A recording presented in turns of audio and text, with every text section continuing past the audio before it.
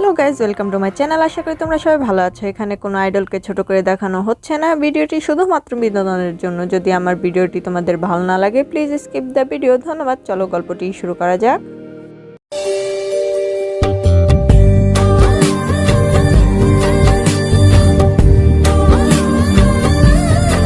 তে আর জাংকুক ভার্সিটির সামনের গেটে এত পাহারা দেখে ওরা ভেবেছিল পিছনের গেট দিয়ে ভার্সিটির ভিতরে প্রবেশ করবে, কিন্তু পিছনের দিকে গিয়ে ওরা দেখতে পায় যে সেখানে গার্ডের সংখ্যা আরো বেশি। তাই ওরা অন্য কিছু প্ল্যান করে।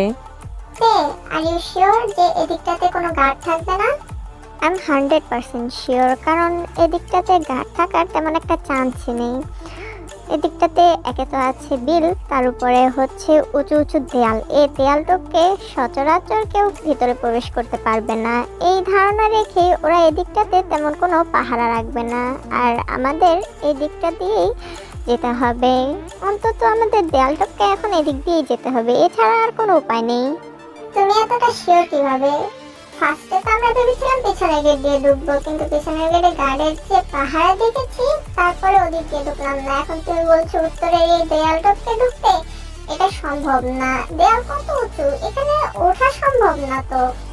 দাঁড়াও, আগে শিওর হয়নি যে এই সাইডটাতে কোনো গার্ড আছে কিনা। এই বলেই তে মাটি থেকে কয়েকটা পাথর তুলে নেয় আর দেয়ালের উপর দিয়ে ছুঁড়ে মারে।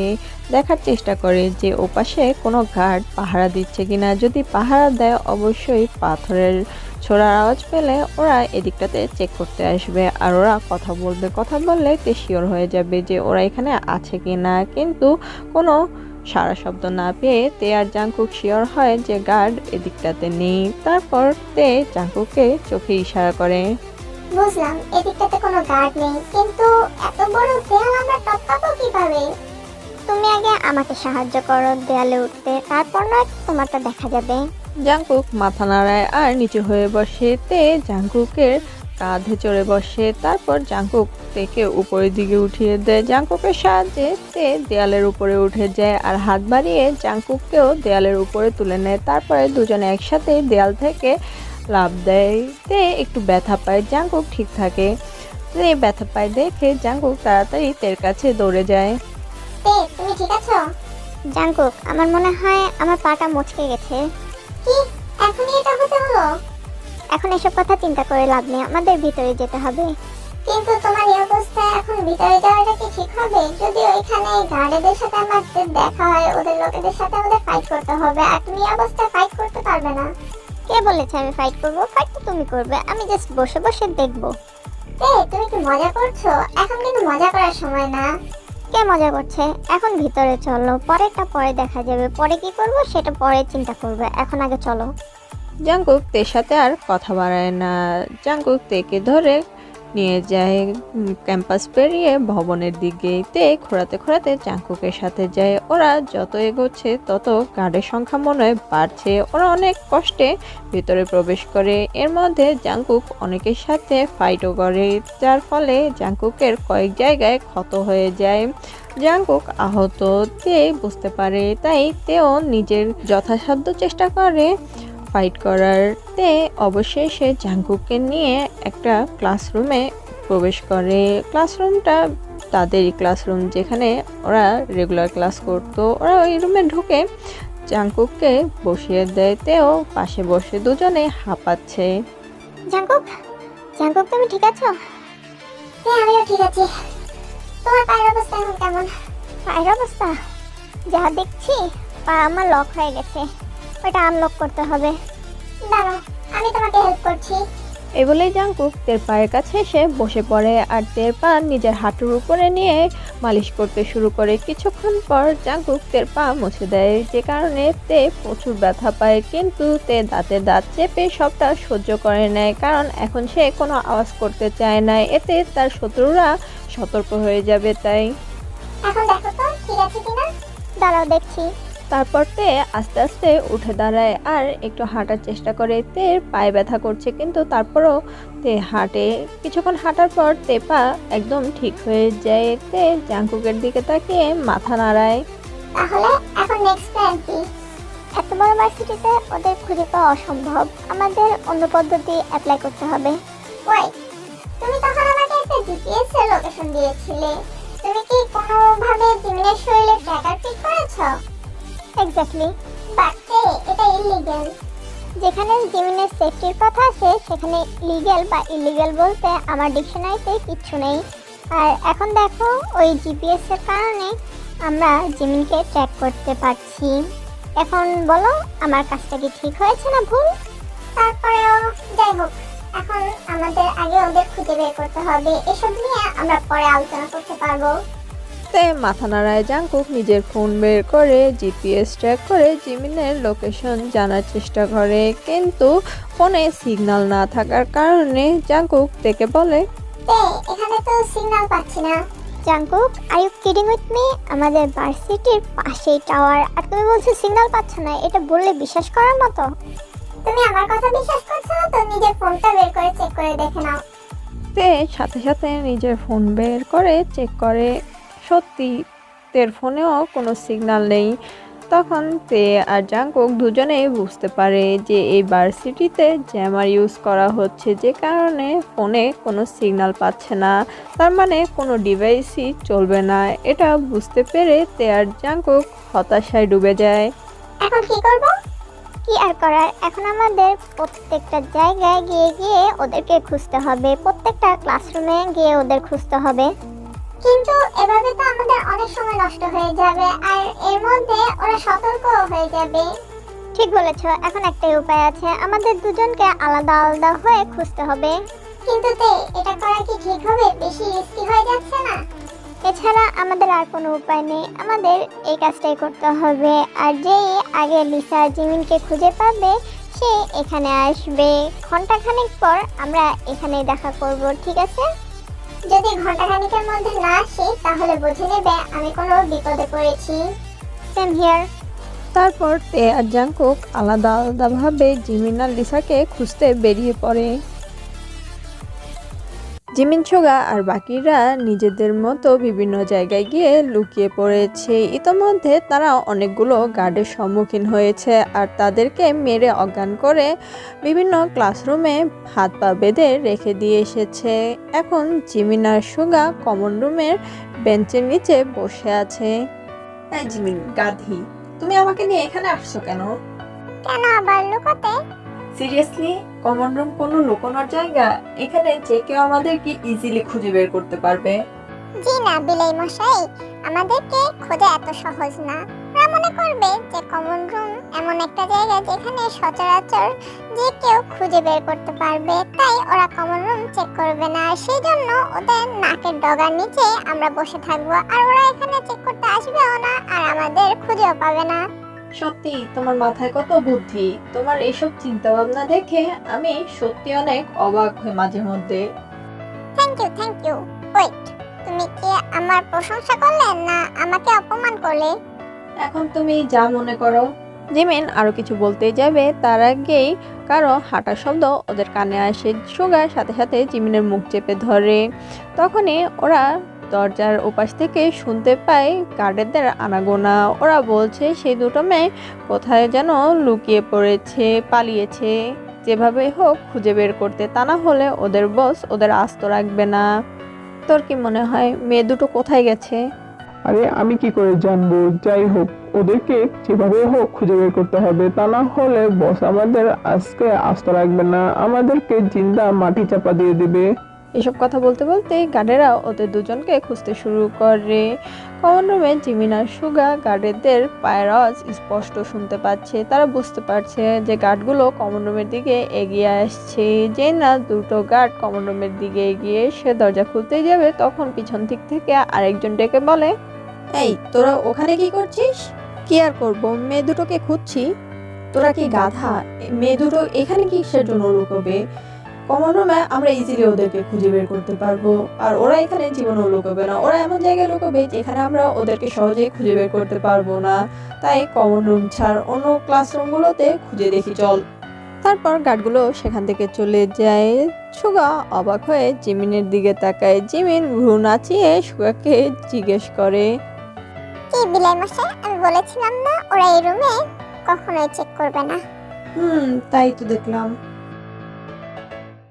আয়ু আর ইউনু অনেক কষ্টে গার্ডেদের চোখ ফাঁকি দিয়ে লাইব্রেরিতে প্রবেশ করে। ইউনু ভাইয়া, আমরা যে এখানে এসেছি, এখানে লুকোনোটা কি সেফ হবে? আশা করি এখানে লুকানো সেফ হবে, কারণ এতগুলো বুক শেলফের মধ্যে ওরা আমাদের খুঁজতে অনেক সময় লাগবে, আর আমরাও খুব সহজেই গার্ডেদের চোখে ফাঁকি দিতে পারবো। তারপরেও আমার ভয় করছে, আমরা কি এখান থেকে সেফলি বেরোতে পারবো তো? চিন্তা করো না, সব ঠিক হবে। জাঙ্কু কাটতে এসে ঠিকই আমাদের উদ্ধার করে নিয়ে যাবে। তাই যেন হয়।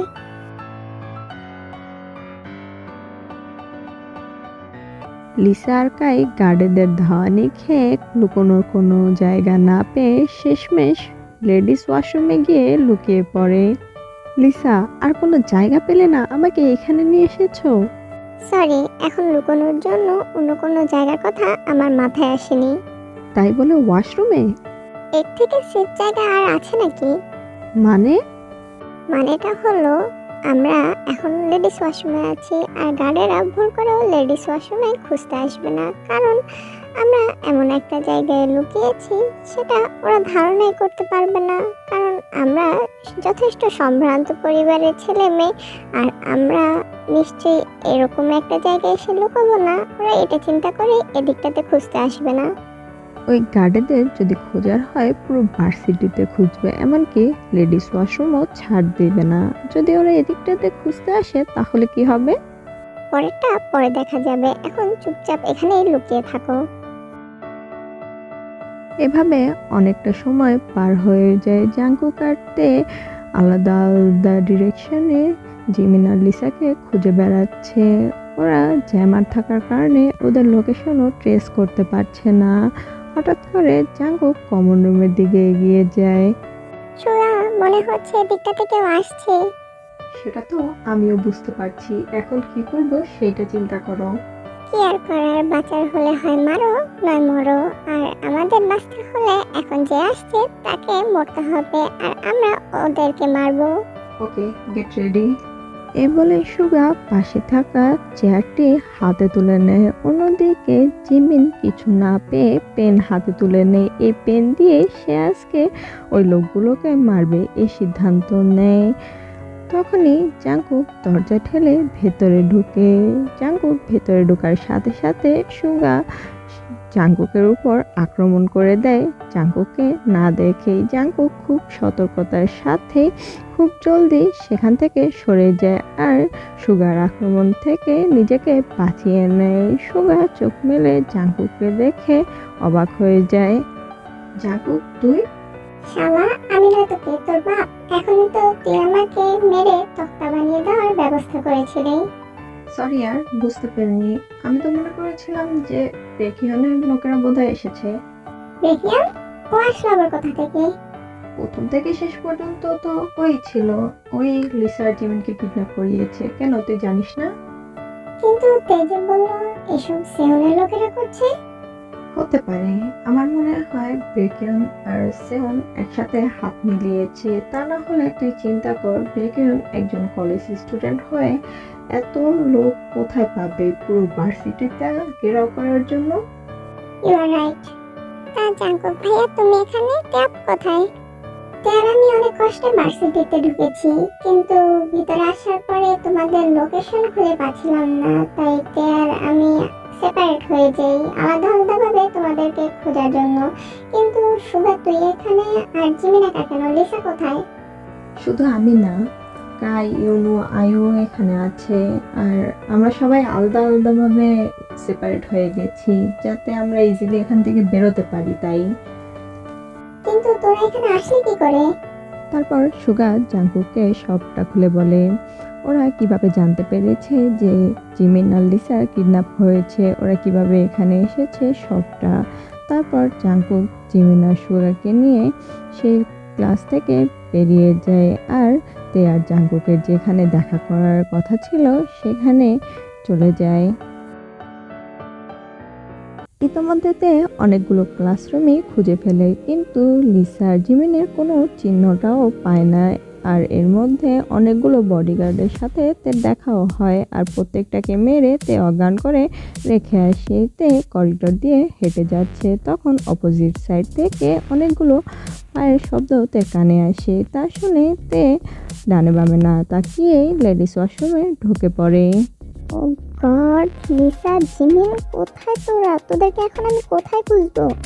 তে ওয়াশরুমের আয়নার সামনে পায়চারি করছে কিন্তু বাইরে যেতে পারছে না। তখনই দরজার ফাঁক দিয়ে কাই দেখার চেষ্টা করে যে আসলে গার্ডেরা এসেছে কিনা, কিন্তু তখন কাই দেখতে পায় তেকে দেখে কাই আস্তে করে দরজা খুলে।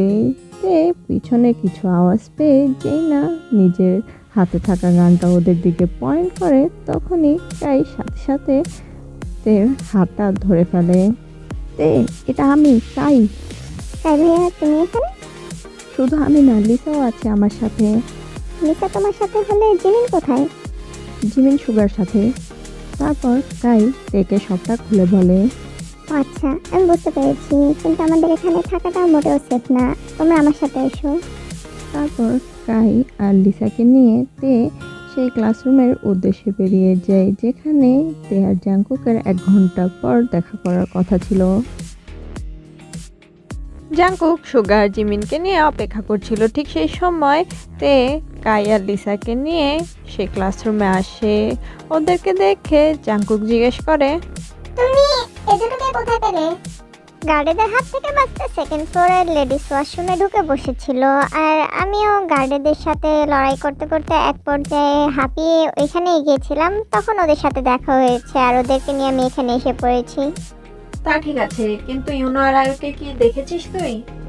না আপু, লাস্ট টাইম আমি রুনু ভাইয়া আর আয়ু আপুকে আমাদের লাইব্রেরির ওই দিকে যেতে দেখেছিলাম। ওরা বোধহয় লাইব্রেরির দিকে লুকিয়েছে, তুমি ওদিকটাতে খোঁজো, ঠিক ওদেরকে পেয়ে যাবে।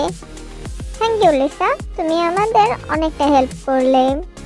আচ্ছা, আমি আর পেয়ে যাচ্ছি উনো আর আয়ুকে খুঁজে আনতে। ততক্ষণ পর্যন্ত তোরা 4 জন এখানেই থাক, এখান থেকে এক পাও কোথাও নড়িস না, ঠিক আছে? ওকে। তারপর তে আর জাংকুক সেই ক্লাসরুম থেকে লাইব্রেরির উদ্দেশ্যে বেরিয়ে যায়।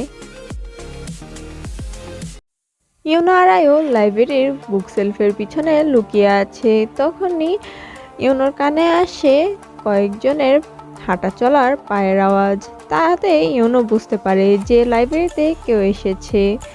তাই ইউনো আয়ুর মুখ চেপে ধরে আর নিজের নিঃশ্বাস আটকে নেয় যাতে ওদের উপস্থিতি কেউ টের না পায়। এই, তুই কি শিওর যে ওরা এখানেই থাকবে? আমি 100% শিওর ওরা এখানেই থাকবে, কারণ এই ভার্সিটিতে এই লাইব্রেরি এমন একটা জায়গা যেখানে লুকোলে সহজে খুঁজে পাওয়া যায় না। আর আমি শিওর ওই দুটো মেয়ে এখানেই লুকিয়ে আছে। যদি ওরা এখানে না থাকে তাহলে? জানি না, তবে ওই দুটো মেয়েকে না পেলে বেকিয়ন বস আমাদের আস্ত রাখবে না, মেরে ফেলবে। আর তার চেয়েও বড় কথা, ভার্সিটিতে বোধহয় কেউ প্রবেশ করেছে, তা না হলে আমাদের লোকেদের মারছে কে? তা বলতে পারবো না, বসও তো নিজেই খুঁজছে। এজন্যই তো 2 ভাগের লোকেদের ভাগ করে 1 ভাগকে পাঠিয়েছে ওই দুটো মেয়েকে খুঁজতে, আরেক ভাগকে পাঠিয়েছে কারা আমাদের লোকেদের মারছে তা দেখতে। ঠিক বলেছিস, চল তাড়াতাড়ি ওদেরকে খুঁজে বের করতে হবে, তা না হলে আমাদের খবর আছে। এই বলে গার্ডগুলো খোঁজাখুঁজি শুরু করে। অতিরিক্ত বুক সেলফের কারণে গার্ডেরা এখনো পর্যন্ত ইউনো আর আয়ুকে দেখতে পায়নি।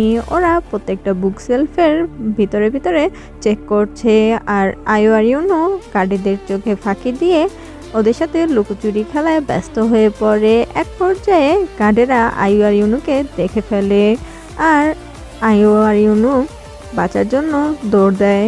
এই ধর ওদেরকে, ওরা যেন পালাতে না পারে। গার্ডের এমন কথায় বাকিরাও সেখানে জড়ো হয়। আয়ু আর ইউনোকে চারপাশ থেকে ঘিরে ধরে। এক পর্যায়ে ইউনো গার্ডেদের সাথে মারামারিতে লেগে যায়।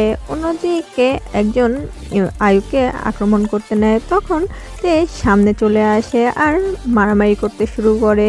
অন্যদিকে জাংকুকও গার্ডেদের সাথে মারামারি করছিল। গার্ডেরা ওদের 3 জনের সাথে পেরে উঠছিল না।